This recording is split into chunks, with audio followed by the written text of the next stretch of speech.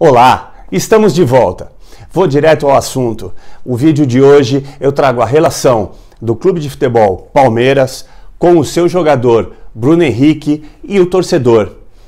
Eu vou usar como exemplo o episódio recente, deve fazer aí pouco mais de 20 dias, onde o jogador Bruno Henrique se encontrou andando na rua, provavelmente próximo da sua residência, se encontrou com um torcedor que foi cobrá-lo enquanto profissional de futebol. E nesse encontro ele estava acompanhado da sua esposa e essa interveio na relação e acabou defendendo o marido, não o jogador de futebol. É isso que eu já quero partir dessa premissa. E por que o meu intuito de tratar do compliance e dessa relação? Bom, o compliance, você pode assistir nos outros vídeos que eu tenho no canal. O compliance, ele tem quase que uma obrigação, um compromisso com a verdade, com a transparência. E uma das premissas, um dos princípios do compliance é a legalidade. Vou trazer essa relação do clube, do jogador e do torcedor sob a ótica do compliance, amparado pela legislação. Demonstrado o intuito do meu vídeo, vou tentar levar você o motivo dele. Eu me baseei num vídeo que veiculou pela internet, nas redes sociais, desse encontro do torcedor e do Bruno Henrique. O Bruno Henrique estava acompanhado de sua esposa e nesse evento ela tomou a frente e acabou defendendo o esposo enquanto pessoa física, não enquanto jogador de futebol. E é nisso que eu quero me basear. Por quê? Porque no último domingo, 2 dias atrás dessa data que eu estou gravando o vídeo para você, houve também uma gravação Esporte Espetacular da Rede Globo, onde fizeram uma reportagem com o jogador Bruno Henrique, envolvido nesse episódio, e a sua esposa. Se eu não estiver enganado, o nome dela é Bel Dietrich. Desculpe se a pronúncia não estiver correta, se ela vier ver esse vídeo, mas é como eu estou tentando traduzir como eu o li. E o próprio Bruno Henrique também estava presente nessa entrevista, por óbvio, e tiveram a oportunidade de tratar desse episódio. Fato é que, guardadas as proporções, evidentemente ele é uma pessoa pública, uma figura pública, e teve a oportunidade de conversar com o repórter, mas em nenhum momento citaram ou lembraram de chamar o torcedor, para que ambas as partes fossem ouvidas. Talvez esse não fosse o intuito do programa. Eu vou me remeter a um outro programa em que, em data imediatamente posterior ao episódio do encontro do torcedor com o Bruno Henrique, veiculou uma parte do vídeo. O vídeo foi editado e o apresentador se pronunciou. Esse apresentador se eu não estiver enganado, me perdoem se eu não guardei exatamente o nome dele, é o Felipe Andreoli. Mas me parece que faltou ali, tanto a ele quanto à equipe dele, a própria produção, um pouco de cuidado na hora de veicular o vídeo, porque ele foi editado e o final dele foi cortado. Eu vou fazer uma análise desse vídeo em virtude daquilo que eu vi nas redes sociais e vou tentar embasar em virtude do compliance, sob a ótica do compliance e baseando-me na legislação. Esse vídeo, ele demonstra, ele se inicia com o encontro desse torcedor com o jogador de futebol Bruno Henrique, passeando com a sua esposa na calçada, creio que com um cachorro. E aquilo, me parece, chamou a atenção desse torcedor, porque na véspera o clube que ele defende, o Palmeiras, havia perdido a partida para o Flamengo por 3-0. E ali eu assisti o jogo, vou revelar a você, a minha paixão no futebol é o Palmeiras. Eu também sou sócio torcedor, mas eu vou deixar isto de lado. Eu estou fazendo esse vídeo porque eu vi, acompanhei, então entendo a motivação desse torcedor, o porquê de interpelar o jogador. E também busco entender esse jogador acreditando que estivesse no seu momento de folga, no seu momento de lazer e que não devesse dar satisfações. Ocorre que não é bem assim. Vamos lá então ao ponto, ao cerne da questão. Nesse encontro, o Bruno Henrique, jogador de futebol, contratado pelo Palmeiras, recebendo direito de imagem, direito de arena pelo clube em que ele tem um contrato assinado, após essa derrota, estava lá passeando com a sua esposa e o seu cachorrinho, e o torcedor também, provavelmente passeando ou se locomovendo, fazendo uso da sua liberdade de ir e vir. Ele cruzou o caminho com o jogador de futebol Bruno Henrique, isso é o acaso funcionando, e ele interpelou o jogador, dizendo ali, pelo menos o vídeo se inicia dessa maneira: pipoqueiro, time de pipoqueiro. É claro que isso, ele fez uso do que nós chamamos de figura de linguagem. É a primeira coisa que precisa ficar clara. O que ele quis dizer com a palavra pipoqueiro? Ele quis dizer algo como: quando a coisa esquenta, pula fora. Então, é essa expressão, essa figura de linguagem que esse torcedor quis dizer. Em virtude do quê? Em virtude do que foi apresentado durante o jogo com o Flamengo. Um exemplo, foi mostrado também, veiculado na televisão, então não sou eu que estou dando a minha visão. O Flamengo tocou bola antes, não lembro agora se do segundo ou do primeiro gol, por cerca de 1 minuto e 40.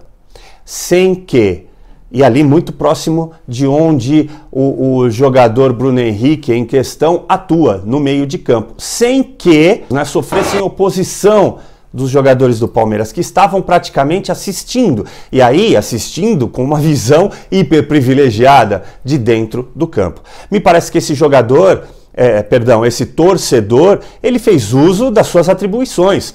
E é aí que eu quero trazer a você, ouvinte, a você, meu viewer, o que eu estou querendo dizer. O Estatuto do Torcedor esclarece para todos, fora aquelas coisas das questões sociais, do deixar de usar ou impedir o uso de frases homofóbicas, de pregação de violência, enfim, todo um aspecto social, pregando o bem-estar de todos, mas ele tem como prerrogativa defender este, entre aspas, por enquanto, consumidor, uso no gozo do seu direito de assistir a um espetáculo. E veja bem, um espetáculo, qualquer que seja ele, em tese, tem atribuições aí de autores que estão apresentando aqueles espetáculos. Em alguns casos artistas, em outros são lutadores, em outros são jogadores de futebol. Então, quando um torcedor vai compra o seu ingresso, vai ao jogo de futebol, ele está esperando assistir a um espetáculo. E se isso não ocorre, a quem ele pode reclamar? Pois é justamente nessa questão que eu estou me embasando. O torcedor hoje, ele teria o direito, amparado no Estatuto do Torcedor, de entrar em contato com o clube em questão, aquele que vendeu os ingressos, aquele ao qual até ele pertença como sócio-torcedor. Inclusive o Estatuto do Torcedor, se você puder dar uma olhadinha nele, tiver essa curiosidade, existe até uma gradação desse sócio-torcedor. Ele passa a ser um incentivador desse clube. E aí eu me incluo, eu sou sócio-torcedor. Então, de certa forma, eu pago um pedacinho do salário dos jogadores, eu pago um pedacinho da vestimenta, do estádio, enfim, de tudo aquilo que significa infraestrutura para a apresentação daquele espetáculo.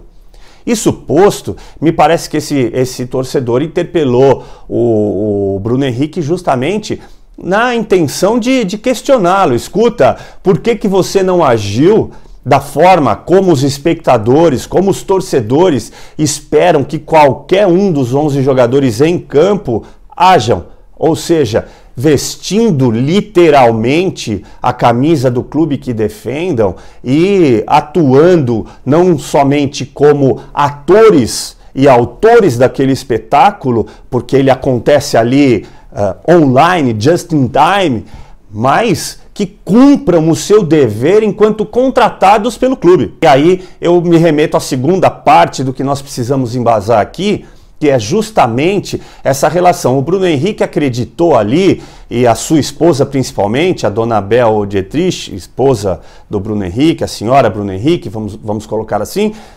entendeu que o marido dela, na pessoa do marido dela, estivesse sendo interpelado, quando não é verdade.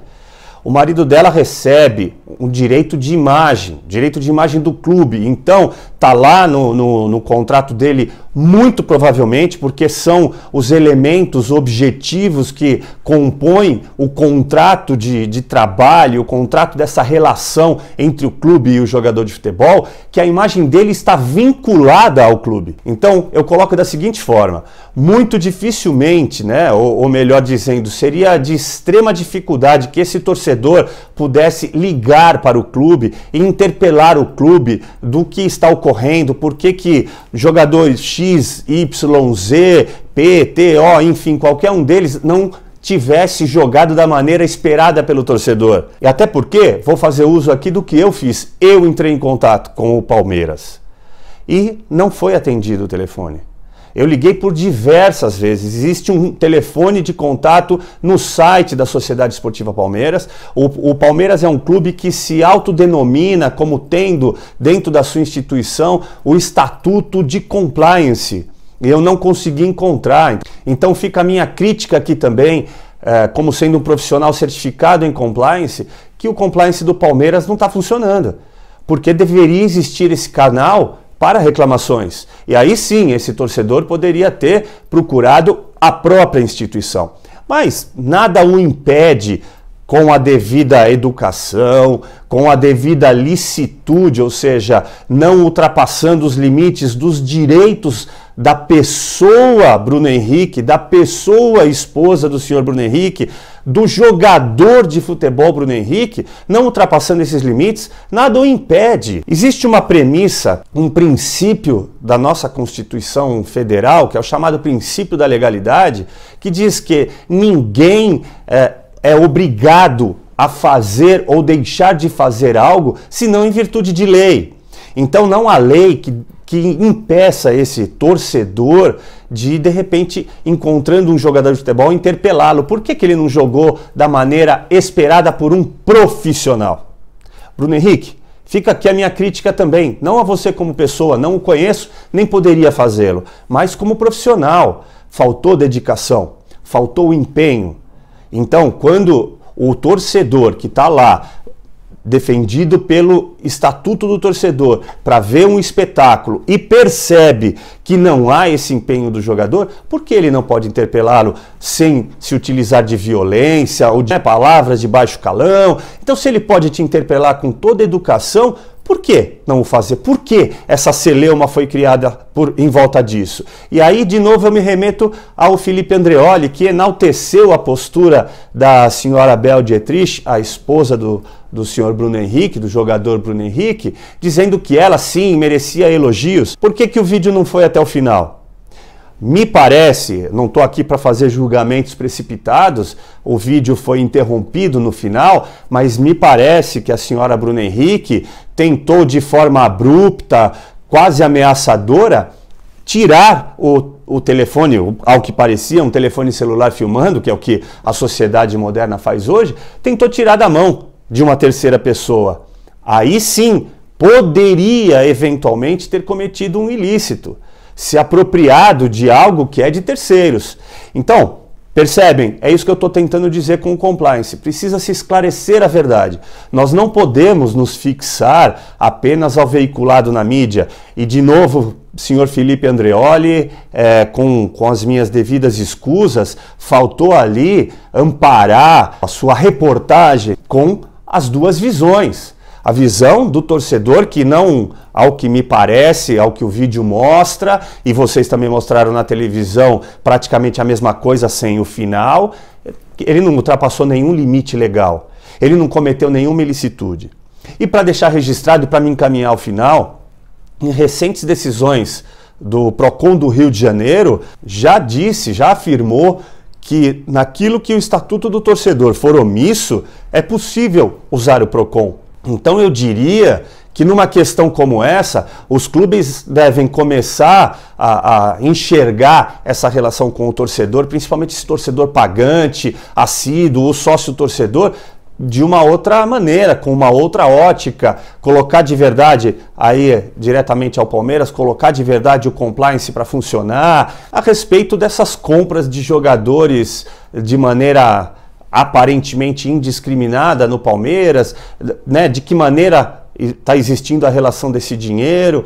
Então, o torcedor tem sim o direito de cobrar de uma maneira correta, dentro da legalidade. Ele tem sim o direito de cobrar a instituição a qual ele torce, a qual ele se vê inserido e, por que não dizer, eventualmente, também guardada toda a legalidade, o direito à privacidade daquele jogador em alguns ambientes, em alguns momentos, de cobrar esse jogador, de interpelar esse jogador. Deveria existir uma coisa chamada ouvidoria do futebol, ouvidoria da instituição do futebol, desse clube de futebol, para que o torcedor pudesse entrar em contato e fazer a sua reclamação. Quem sabe assim seria atendida. E a título de exemplificação, como eu já falei, do Estatuto do Torcedor, do PROCON, né, do Código de Defesa do Consumidor, eu trago a Lei 12.395 de 2011,